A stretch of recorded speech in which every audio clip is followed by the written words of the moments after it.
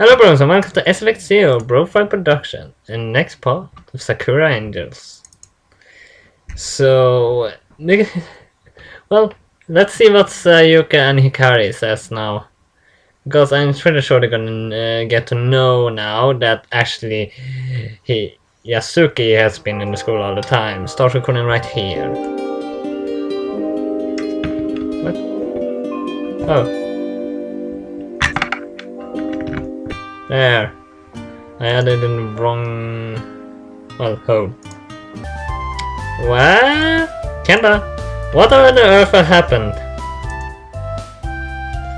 Oh. I guess Sayuka came to the checkup on me since I was taking too long to get to the cafeteria. I turned to meet her with a faint smile, my hair dripping wet. If I tell the Suzuki here, or that I went to confront her on my own, she might worry needlessly, so I keep it a secret for now. It's nothing, don't worry. Nothing. Kenda, you completely drenched. What were you doing? I had to go out and get something, but was in too much of a rush to remember my umbrella. I'll be fine, really. Achoo! Okay, that sneeze isn't really doing me any favors. Come on, let's go get you all dried off. You're going to catch a cold at this rate. Any car will flip if you sees you like this. True. Unlucky it was you could have found me first. I offer no resistance as Yuka takes me by the wrist and guides me out the classroom. She doesn't question me any further on the subject either, of which I am thankful for. Almost dying in the rain aside, the rest of the school day goes by without much more happening. I catch no further sign of Suzuki, though my headache lingers. I try to piece together everything Suzuki had said. For what I can understand, she's doing this all because she wants friends. It doesn't make sense. Yeah, that won't exactly give you many friends. How did she end up the way she did she is to begin with? And who is this Suzuki kept referring to? Someone that is somehow linked to my headache and my tension. I can only assume she because of the monsters and everything else that have been going weird lately in my life. I can't think of one reason. Not exactly a reason that I like. I think Suzuki and Hikaru protect me right now, so when whatever they're gonna burst out of my dreams, when it comes, they will be ready and destroy it before it gains its full power. That's one thing I figured out. But I'm not sure if that's true. Suzuki also implied that Sayuka and Hikaru know more than the letting on, which I could tell already, but not this extent. I want to question them all about all this, but I'm sure they met with some silence. Why is everyone so damn secretive? I feel like I'm the only person in the world left out to loop right now. I kept my thoughts on the wet journey home, and before long I found myself in my room gazing listlessly at the ceiling. The rain gradually dies down as the evening settles in. Things are finally calm. But for how long? Suzuki's words are still repeating in my muddled mind. Something is going to happen tomorrow. Something bad. And I have no idea what. I glimpse out of my window. The usual tent is there, albeit a little more wet than usual. I feel sorry for them having to camp out there in this sort of weather. Those two girls, they got to know everything that I'm struggling to understand here. It's not fair that even though this entire situation surprisingly revolves around me, I somehow know the latest. I know if they're doing it to protect me or what, but I'm beginning to feel like it's too late for that. I continue to stare at the tent. It's not that late. so it might still, so they might still be awake. Okay, yeah, I decided. I'm going to go down there and demand the explanation, everything to me. I have to make a stand and be assertive. I would have done that too, but I wouldn't have waited so long. I would have confronted them right away. No more secrets. No more games. I refuse to leave them alone until they tell me what I need to know. I leave them no choice. Yeah. If they don't give me a choice, I'm gonna go kill myself. Not in real life though, in the game. Stealing myself, I'll slip my shoes and sneak out into the garden. Yep, this is happening. I'm finally going to learn everything. I approach the tent, its entrance securely zipped. But what won't stop me? I know how these things work. Yeah, I'm pretty sure I know how a zipper works. I grab hold of the zip, no hesitation here. I give them no time to stop me. And then one swift motion, I unzip the tent door. Okay, no more secrets. I want answers. I want them. Huh? Alright. Probably another moment. Alright. I get something like that. Okay? Kenta? What the hell do you think you're doing? Oh no. I may have made a mistake here. Apparently, past experience have taught me nothing. My jaw drops and I find myself unable to put together one form to reply the sight before me. How big is that tent actually? Upon opening the tent, I'm greeted by the pair of them undressing in the space that looks bigger of the inside than it does from the outside. Alright, that explains it. A distinct fragrance drifts forth from the tent, stirs my sense, rendering me more dazed than I already was before. My eyes are torn between the pair, unsure of where to settle at the flint between them. They're both so, alright, you want answers. I would just enter and confront them like they are. Because they have kept secrets for too long. I would just walk in there and not care the dressing. I would demand answers. So pleasing to the eyes. While both of them are clearly embarrassed, Sayaka only seems surprised about the whole ordeal. Of course, Hikaru is... Well, Sayaka isn't so embarrassed about showing up herself. But I can see Hikaru practically shaking with what I can only assume is rage. This isn't fair. How was I supposed to know? They do this stuff on purpose, I swear. Yeah, I swear on that too. Kenta? Hikaru barks, scrolling to something with their oddly spacious tent to cover herself with. Right, so I was just... The right thing to do here would be to zip the tent back up and wait for them to get dressed, but all I can do is scoff, possibly making the situation much worse than I should be. Can I not get a choice here? Curse my natural instincts. I can't help but look. It's what I'm programmed to do. Just what? Being a pervert? Well, you are the one to keep in secret, because I can clearly see that. Oh god, I hope none of the neighbors can hear this. You got me all wrong. I just wanted to... She cuts me off. Naturally. Of course, I was never going to be allowed to explain myself. That was just how it works with these girls. No more excuses. I let you off last time, but now?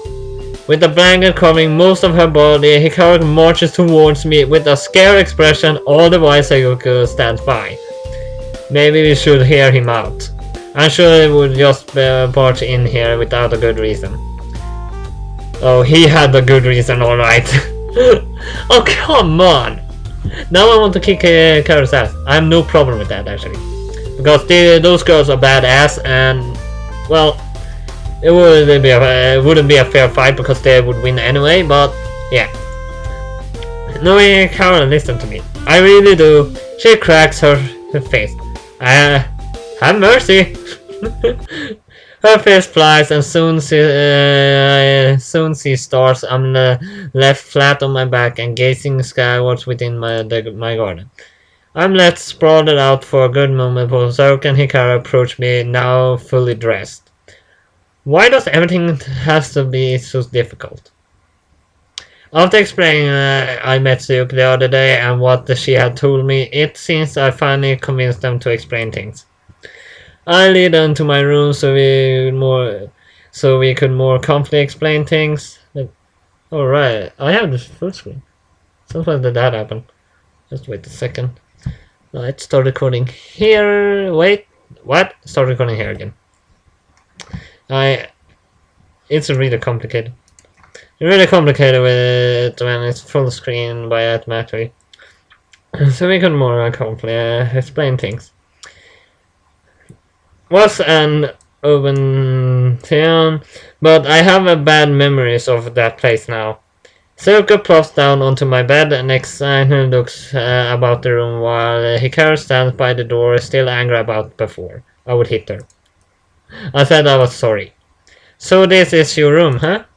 It's nice to finally be able to see it from the inside after spying on it all this time.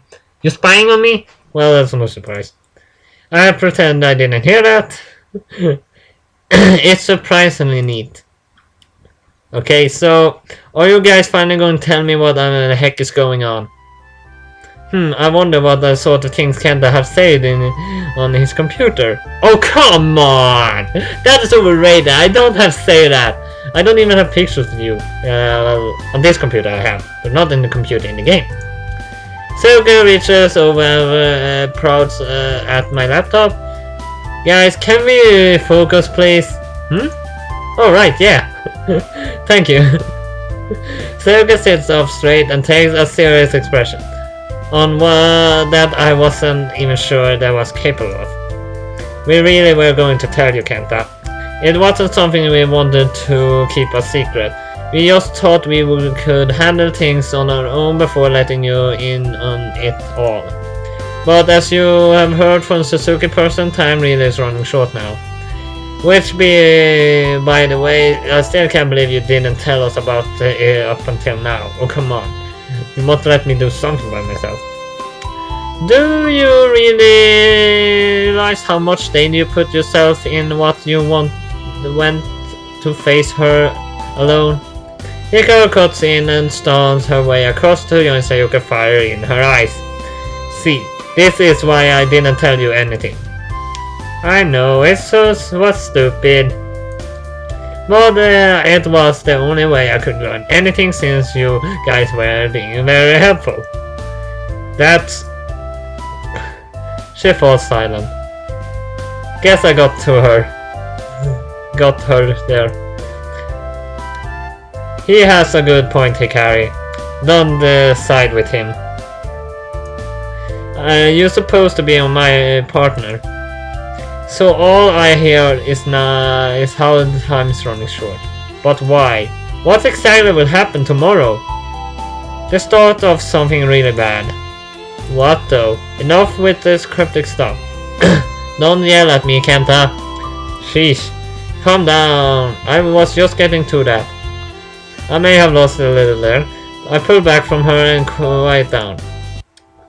Tell me, Kenta, what do you know about your bloodline? Oh, of course. It's something about that. Hey, I just figured out the thing. It might be linked to the conspiracy anyway.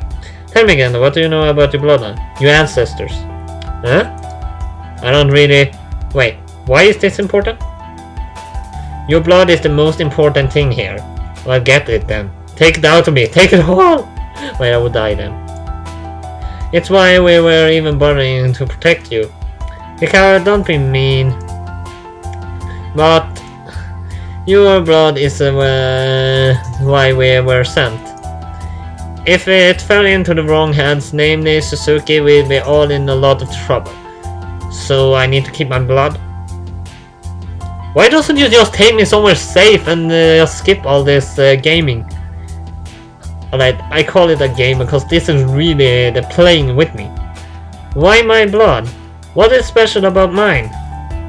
It might be a little hard to believe, but you're the descendant of a long-running line of mages, people with magical abilities. Alright, teach me some magic so I can protect myself. Come again? Where on earth did you dig that up from? I think if they came to me with that on the first day we met, I would have labeled them as crazy. Yeah, that's a good point why they kept it a secret. But after all we've seen, it's a bit easier to believe. How much more does it need to be spelled out for you?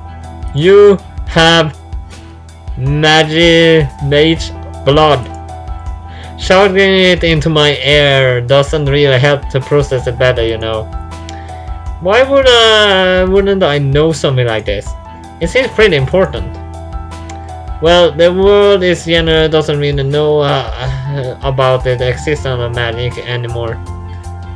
Yeah, I actually suspect it's existed magic in old times, but now more it has died out. It's sort of just something that got lost in the history books and technology slowly beginning to take over. So, you know, most families with magic in their blood at this point don't even know about it. And that's why they don't practice magic. And that's why magic never appears. But some magic I've seen that's pretty magical. It's just something that lies dormant now. Okay, so if a lot of people have this magic blood, why make mine so special? More special than theirs anyway. I'm glad you asked. Why are you glad about that? Well, she's just cute. Sakura hops on her feet from the bed, taking me by surprise. This girl can't sit still for more than a minute, I swear. I won't bore you with all the details, so here is the story in short. She closed her throat as if we were school presentation she had been practicing for. Hundreds of years ago, back when magic still prevailed in the world, there existed a mage with tremendous power. So much, in fact, that she was pretty much the mage of the time. Everyone looked up to her, and she was the inspiration to all. But you know what happens to people with the power in the world, right? She frowns and lets out a sigh. They always want more power. Yeah, that's no surprise. It changes people, corrupts them. So she soon won the domination over everything. Over everyone even. All that respect that people once had for her turned to fear, and she became a blight on the land. Everywhere she went, darkness followed, and spread across the land as if they went about the conquest. This is getting pretty lengthy. And why do I feel like I know this person she's talking about? Because you've seen her in your dreams. Are you still with me, Kenta? She leans forward and raises her arm as I let out a yawn. Yeah, totally, I think. But what does this person have to do with me? I'm getting there. Gosh. Basically, you're related to the person that had the courage to stand up to this Dark Queen and put her in her place. Oh, I'm gonna get to fight! Hikari, why did you have to spoil things?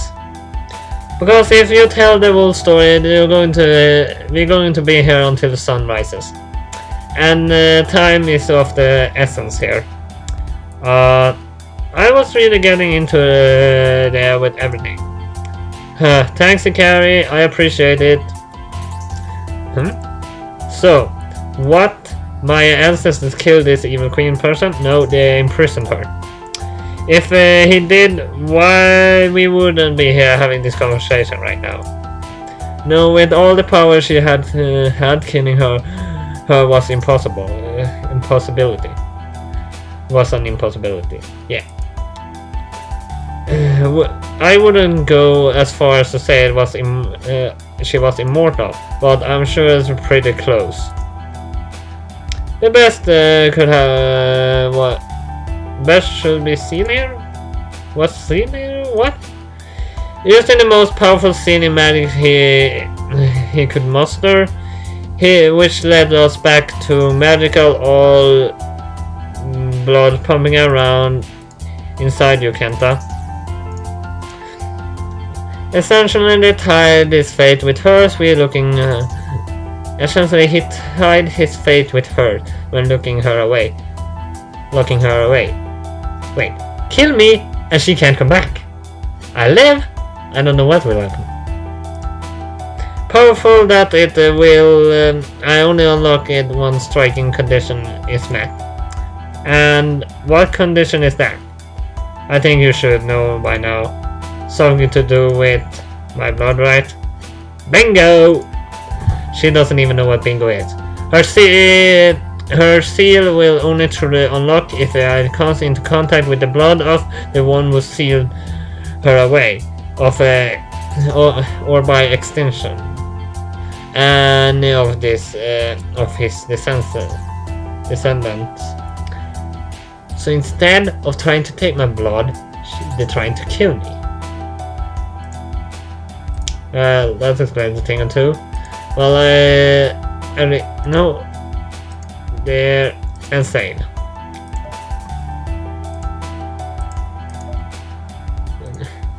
Come on. Well, the story just becomes more and more creepy and more unbelievable.